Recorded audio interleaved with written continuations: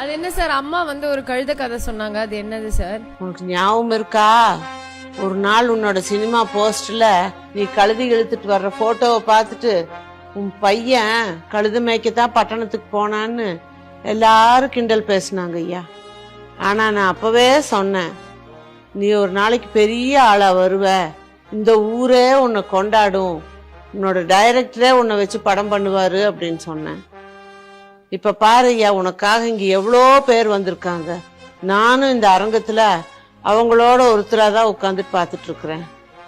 நீ ஜெயிச்சிட்ட பாக்யா, இதை விட எனக்கு வேற என்ன பெருமையும் சந்தோஷம் கிடைக்கும்? ஒரு தாய்க்கு இதுதான் ரொம்ப சந்தோஷம்.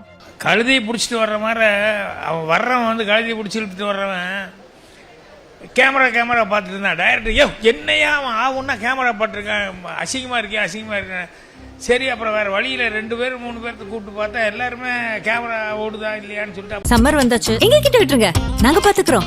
GT Holidays, South India's #1 travel brand.